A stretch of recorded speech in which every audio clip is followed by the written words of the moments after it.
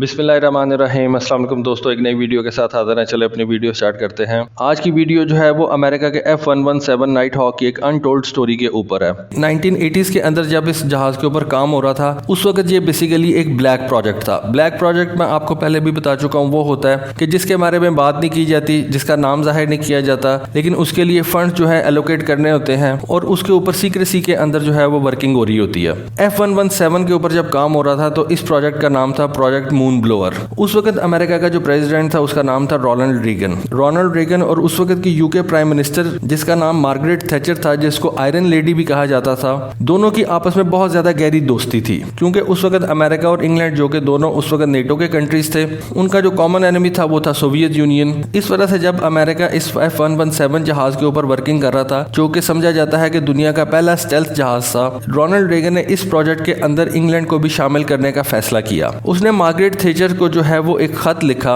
उस वक्त Ronald Reagan ने जो खत लिखा था मार्गरेट थैचर को, आज वो सरफेस होकर दुनिया के सामने आ गया। उस खत के अंदर रीगन ने मार्गरेट थैचर को एक खुली ऑफर की कि मैंने आपके साथ एक बात की थी प्रोजेक्ट के बारे में, उस प्रोजेक्ट के बारे में आपका क्या ख्याल है। मेरा डिफेंस सेक्रेटरी इस वक्त इंग्लैंड के अंदर मौजूद है, वो भी आपसे बात कर रहा है और वो इस प्रोजेक्ट के बारे में आपके साथ डिटेल्स भी शेयर कर देगा। तो रीगन ने उस खत के अंदर कहा कि मैं ये चाहता हूँ कि आप इस प्रोजेक्ट के अंदर जो है वो हिस्सा लें, यानी कि इंग्लैंड जो है वो इस प्रोजेक्ट के अंदर हिस्सेदार बने और इस प्रोजेक्ट को जो है वो हम आगे लेके चलें। अब इस लेटर के अंदर उसने किसी भी जगह पे इस प्रोजेक्ट का नाम नहीं लिखा, लेकिन उसने पेंसिल के साथ जो है ना वो एक कोने के अंदर उसने स्टेल्थ लिख दिया। उसके बाद मार्गरेट थैचर ने इस खत का जवाब जो है वो रोनाल्ड रीगन को वापस भेजा और उसने कहा कि जी मुझे बहुत ज़्यादा खुशी है अमेरिका की इस अचीवमेंट के ऊपर और मैं बहुत ज़्यादा खुश हूँ कि अमेरिका ने इस प्रोजेक्ट के अंदर इंग्लैंड को हिस्सेदार बनाने की जो है वो ऑफर की है। उसके बाद इन दोनों वर्ल्ड लीडर्स ने टोक्यो के अंदर मिलना था, तो उसने कहा कि जी मैं आपके साथ जो है टोक्यो के अंदर इस बारे में बात करूंगी। बेसिकली ये जो F-117 जहाज था ये अमेरिकन एयरफोर्स के लिए बनाया गया था।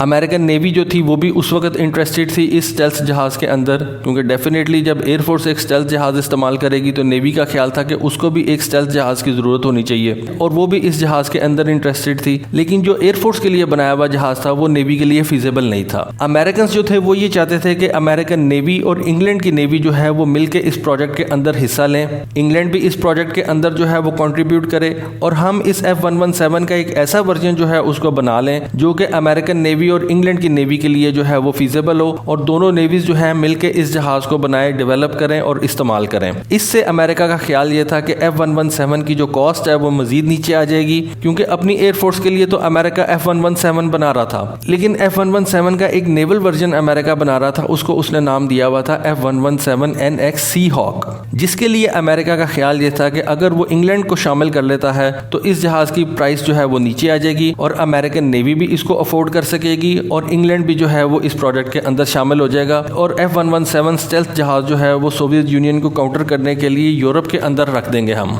उस वक्त इंग्लैंड की रॉयल एयरफोर्स को एक डीप स्ट्राइक के लिए जहाज भी चाहिए था। अमेरिका ने यहाँ तक ऑफर कर दी हुई थी कि इस F-117 जहाज के एयरफ्रेम के कुछ हिस्से जो हैं आप इंग्लैंड के अंदर बना सकते हैं, इसके जो एवियोनिक्स हैं उनको आप इंग्लैंड की किसी कंपनी से बनवा सकते हैं। इस जहाज के अंदर जो इंजन इस्तेमाल किया जा रहा था GEF-404, उसके बजाय इंग्लैंड जो है वो यूरोजेट EJ-200 टर्बोफैन वाला इंजन इस्तेमाल कर सकता है। इस इंजन को बाद में बेसिकली यूरोफाइटर के लिए इस्तेमाल किया गया था। तो अमेरिका ने काफ़ी ज़्यादा ऑफर की थी इंग्लैंड को कि आप ये काम करके तो इस जहाज की कीमत जो है वो मजीद कम कर सकते हैं, लेकिन इंग्लैंड ने अमेरिका से ये कहा कि ये बेसिकली एक ब्लैक प्रोजेक्ट है और ब्लैक प्रोजेक्ट जो होता है उसको बेसिकली उसकी तफसीलात जो है वो शेयर नहीं की जाती। अमेरिका चाहता ये था कि जब तक ये जहाज बनेगा नहीं उस वक्त तक तो उन्होंने इंग्लैंड के साथ इस जहाज की कोई इंफॉर्मेशन शेयर नहीं करनी थी, लेकिन जब ये जहाज बन जाएगा तो उसके बाद जो है हम इस जहाज की इंफॉर्मेशन इंग्लैंड के साथ शेयर करेंगे और इंग्लैंड इस जहाज के जो मुख्तलिफ स्पेयर पार्ट्स हैं या इसके जो एयर फ्रेम के जो मुख्तलिफ पार्ट्स हैं वो उनको अपने मुल्क में बना ले, उसके एवियोनिक्स जो है वो खुद से डेवलप कर ले, उसके इंजन को जो है वो खुद से डेवलप कर ले। लेकिन इंग्लैंड जो था वो इस जहाज की इंफॉर्मेशन डिमांड कर रहा था, लेकिन क्योंकि ये एक ब्लैक प्रोजेक्ट था इस वजह से अमेरिका ने इस जहाज की इंफॉर्मेशन जो है वो इनिशियली देने से इनकार कर दिया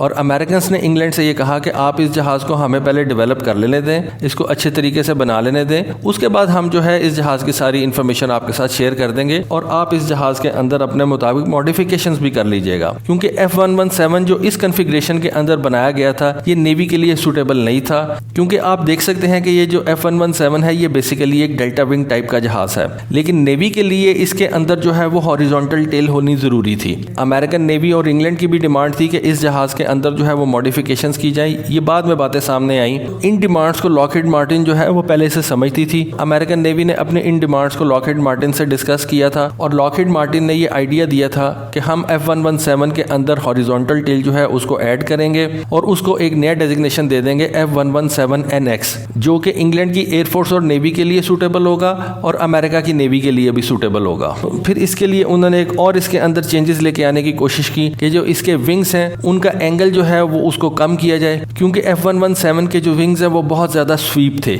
लेकिन नेवी के लिए उनको ऐसे जहाज की ज़रूरत थी जिसके विंग स्पैन जो है वो F117 के विंग स्पैन से ज़्यादा बड़ा हो। इस वजह से इसके विंग्स के अंदर भी उनको चेंजेस लेके आनी पड़नी थी। ये सारी बातें जो थी डिस्कस हो चुकी हुई थी और उस वक्त लॉकहीड मार्टिन ने इस जहाज की एक प्राइस जो थी वो भी कोट कर दी थी। लॉकहीड मार्टिन ने कहा था कि अगर आप इस जहाज के 255 यूनिट्स जो है वो हमसे परचेज करते हैं, यानी कि अमेरिकन नेवी 255 यूनिट्स परचेज करती है, जिसके अंदर अगर आप इंग्लैंड को भी शामिल करना चाहें तो शामिल कर सकते हैं, तो इस जहाज को हम आपको $70 मिलियन के अंदर दे देंगे। तो ये उस वक्त भी एक बहुत बड़ी रकम थी, लेकिन इंग्लैंड ने ये भी सोचा कि ये जहाज जो है ये बहुत ज़्यादा महंगा पड़ रहा है और अमेरिकन नेवी ने भी इस जहाज की प्राइस को देखते हुए ये फैसला किया कि हमें एक सस्ते सोल्यूशन की तरफ जाना चाहिए और एक कन्वेंशनल सोल्यूशन की तरफ जाना चाहिए। अमेरिकन नेवी ने सुपर हॉर्नेट के अंदर इन्वेस्टमेंट की और अमेरिकन नेवी ने FA-18 सुपर हॉर्नेट को जो है वो चूज किया, जबकि इंग्लैंड ने जो है वो अपनी इन्वेस्टमेंट टॉर्नेडो और यूरोफाइटर के अंदर जो है वो लगा दी। और मेरा ख्याल है कि ये एक अच्छा फैसला था इंग्लैंड की तरफ से, क्योंकि आज भी इंग्लैंड की एयरफोर्स जो है वो यूरोफाइटर इस्तेमाल कर रही है। अभी रिसेंटली उसने जो है ये टॉर्नेडोज को जो है वो रिटायर किया, तो इस वजह से मैं समझ सकता हूँ कि ये एक अच्छा फैसला था इंग्लैंड का F117 के प्रोजेक्ट के अंदर हिस्सेदार ना बन के। तो ये एक छोटी सी स्टोरी थी F117 की जो कि सरफेस हुई कि उस वक्त अमेरिका ने इंग्लैंड को भी इस ब्लैक प्रोजेक्ट के F117 के अंदर हिस्सेदार बनाने की कोशिश की थी, लेकिन इंग्लैंड ने जो है वो रिफ्यूज कर दिया था।